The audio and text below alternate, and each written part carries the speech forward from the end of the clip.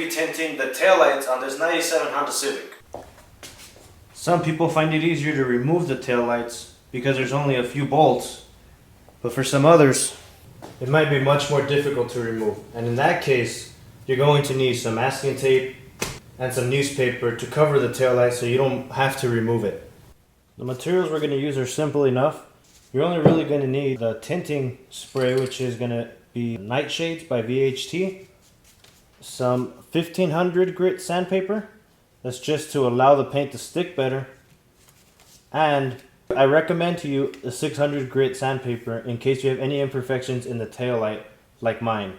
Mine had a few sanding scratches from another attempt and it's not going to look good, so if yours has any oxidation or anything like that, the 600 is to remove that and the 1500 is to leave it fine at the end. You're also going to need a bucket with water and a sponge.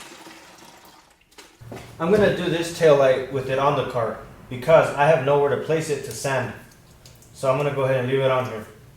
Okay, let's go ahead and start sanding. What we're going to do is called wet sanding, which is where you get the sandpaper, you dip it in water, and you start sanding the object surface.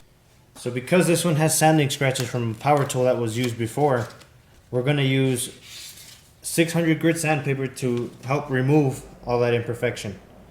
When you sand, you're going to want to sand in a straight line motion, which means that you're going to want to follow the same direction as you sand.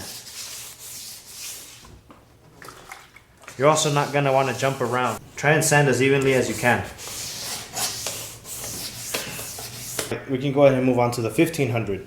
You'll dip it in the water, and you'll want to be doing this periodically and sand evenly as you can. Once you've sanded evenly, go ahead and get your sponge and scrub off all of this plastic that you took off while sanding. Put tape all around the light. What you're going to want to do is put a small piece of newspaper like this over the taillight.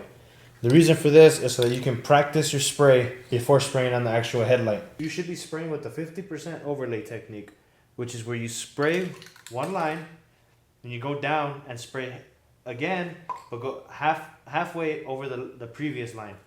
Let me show you an example really quick.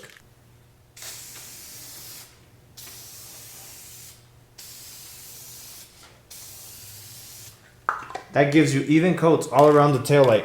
You should be spraying between 8 to 10 inches away and parallel to the taillight as well. So as the taillight curves, your hand must curve with the taillight. After you've practiced, we can go ahead and start tinting the taillight. We're going to work in coats. So we're going to do one coat first, which is going to just leave a little bit of paint just to change the tint of the light, and give it a second coat, and that's probably going to be where we finish.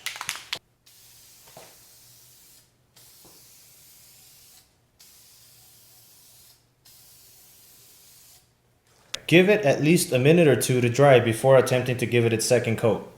After a few minutes have passed, you can go ahead and give it its second coat. Just make sure that you shook the can again.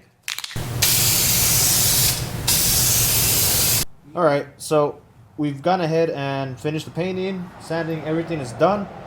It's dry to the touch. And at this point, we're just going to go ahead and take it for a test drive so you guys can see the differences between a tinted light and a non-tinted light. We'll let you do the comparison.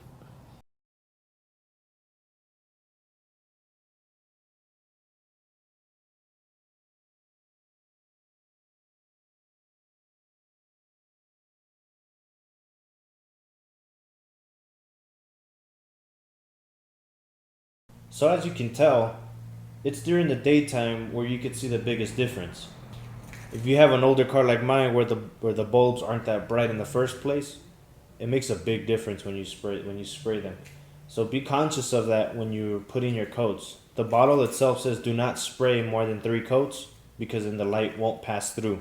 Keep that in mind when you're spraying taillight. Well, thanks for watching. Don't forget to hit that like button if you found this video helpful. And if you really liked it, don't forget to hit that subscribe to see more. Thanks for watching. I'll see you guys in the next one.